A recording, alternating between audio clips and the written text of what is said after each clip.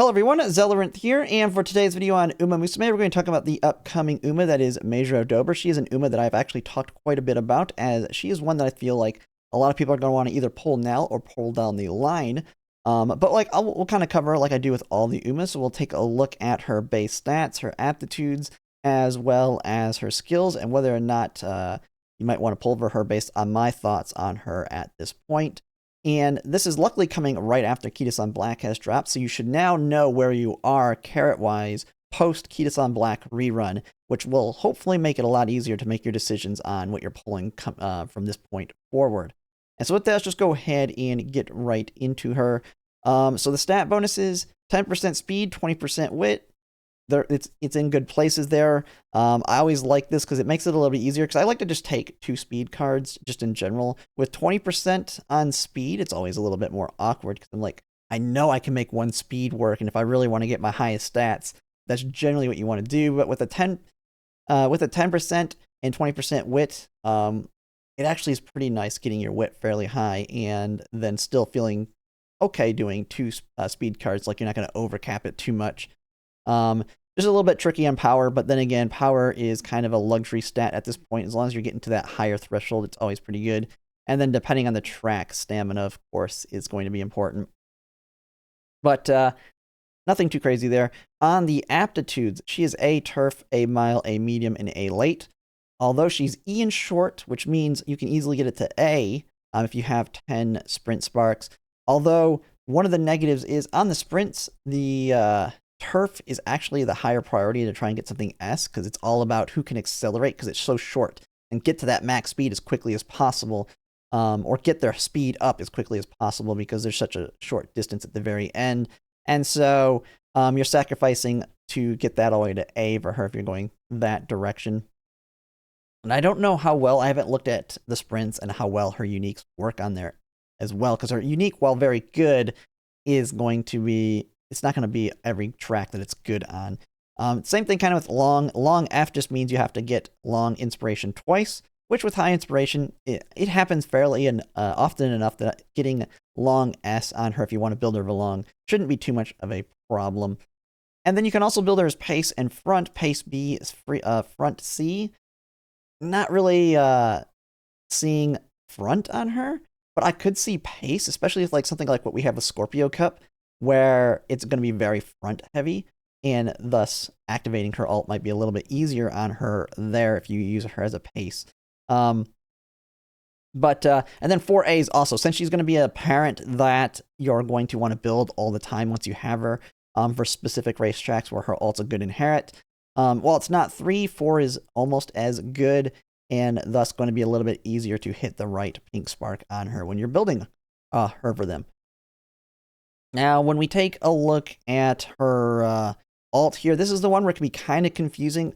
I'm not going to go into depth on the very specifics of it. We'll go over the 2 conditions that it has and kind of how you want to know if it's good for a racetrack or not. But this is the one that's kind of like Mejiro Ryan's, where instead of activating in 6th place, though, it activates in 6th or 5th, but it's got a lot more conditions to where it activates, and there's 2 conditions, and it's or, either or. And whichever one happens first is where it's going to activate. And so, kind of reading it here, it's moving past and beyond. So, having run the race calmly, increase acceleration with hardened determination when making a move mid-race, key thing there being mid-race, or on a crucial corner late raced while in the mid-pack. And so when you look at the conditions here, you have your mid-race one and your late race one. And it's kind of all tied to the corner, but kind of, or the corners themselves there. And when you're looking at these conditions, just know that, of course, if the mid-race one is true, that's where it's going to activate. And so if you're going to activate it in the mid-race, for it to be good, you want it to be as close to the late race as possible, so you can have that acceleration going into the late race. While the opposite is true on the second condition here, the one on top here, where it activates in the late race, you want to activate as early in the late race as possible to take advantage of the acceleration as early as possible. And so this kind of makes some, like using Scorpio Cup as an example, the mid-race one's going to be true. The last corner, or the late corner or the 4th corner is in the mid-race. And just like original Maruzensky, in that hers activates there as well, and it's good for her because some of that acceleration still is available going into the late race. For her, same thing. If she activates it, she'll have some leftover acceleration and be able to take advantage of it going into the late race, but it's much shorter duration from 4 seconds to 2.4 on Inherit, which means you're not going to have acceleration carry over and you're not going to take advantage of it at all. So it's a bad one in general, and it's got a very specific condition to it that you cannot activate it late, like you're in 7th place and move into 6th or something like that, like we can do kind of with Maruzensky's, because it's not a beyond type thing.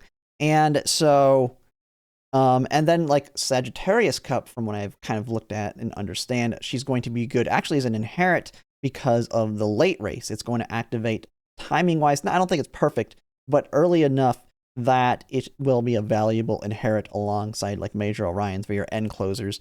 And so she might actually be a pretty good pickup just for that alone. But just know when it comes to these conditions, whenever you're looking at any specific racetrack, if you want to make a determination if she's good or not, is, like I said, if it's going to activate right before the late race with the mid-race condition, or as early as possible in the late race on the late race condition.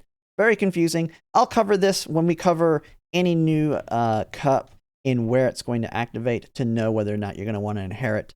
But it's going to be good on enough tracks that you eventually do want to get her. If you skip her for now, then you can always pick her up on a paid selector if you buy one on the anniversary, or when we eventually get the Legend races ability to do them daily, you can work on eventually grinding to get her yourself. There. That's a lot to go over on the unique, just because I think it's a quite important one as an Inherit.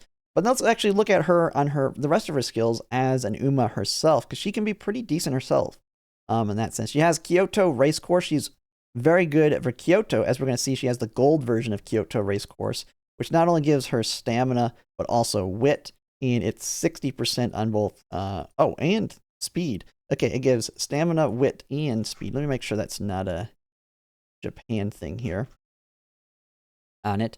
Yeah, so stamina, wit, and speed stat increase. She has up tempo, so if you want to use her on Scorpio Cup, for example, she has that one, which is pretty good. I mean, if you can get the gold version off of the El Condor Pasa power card, that's even better. But she has at least the white version built in. She has all-seeing eyes if you want to debuff her, but on that aspect, you might as well take Nice Nature for all-seeing eyes, because she doesn't have Mystifying Murmur built in there. So not really a fan of having that, but you can always throw that in to try and stamina kill some people. And then she has from the events Fall Runner, if you're doing it on a mile, Unyielding Spirit, and then Medium All I've Got, which is an okay skill for mediums as well. And that's, we can take a look at the evolutions. I know someone said they liked seeing the evolutions that will eventually get down the line.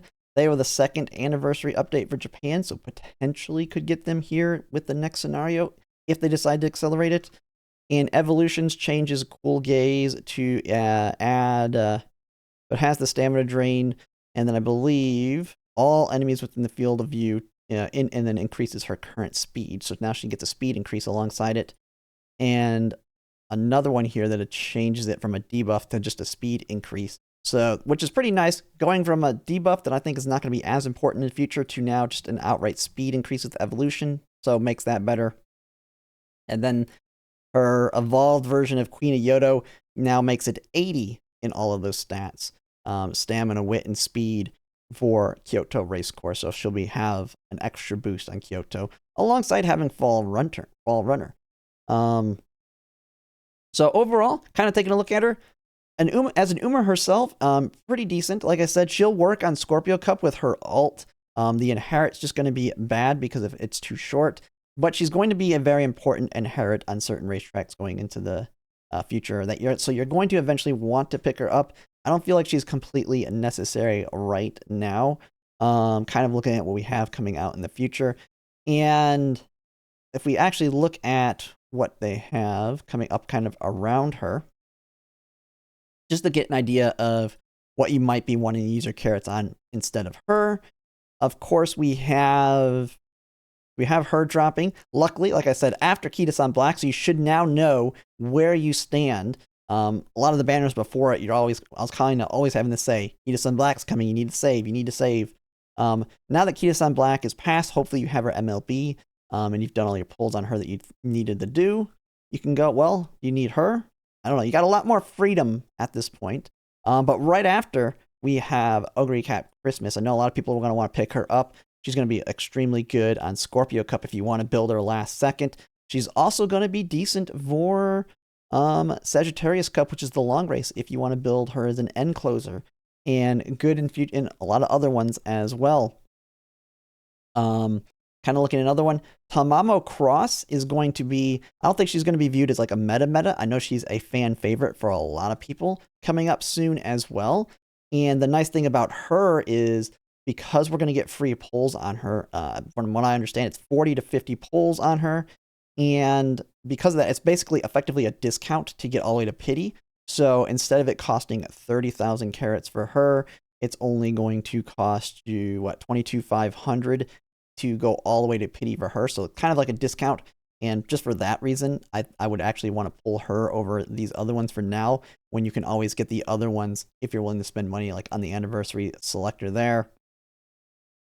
If you're going to want to whale out on a card, of course, we have the nice nature rerun. Now, if you're already whaling out like crazy, you've probably already MLB'd her, but this will be your opportunity to now get her so you have her ready to go for making you track with her 15% race bonus being also a wit card, as well as Machikane Fukukutaru Speed, which will be a meta speed card going for making new track as well.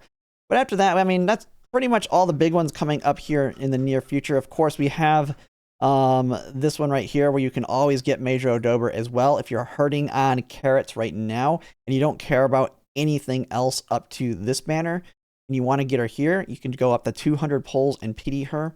I really wouldn't do it personally. I would wait until the anniversary and then buy the paid selector to get her that way. But this is your next opportunity to get her if you want to just skip for now and just go ahead and pity her on her. Just know you will have to pity her here, but it does give you time to save up your carrots. And I mean, the closest thing to here is going to be the Mihono Bourbon Valentine's. So that's pretty much kind of the main things coming up that you might want to think about in terms of whether or not you want to use your carrots here or somewhere else. But yeah, that's pretty much it. And if you like my content, if you like, comment, subscribe, it really helps. And thanks for watching.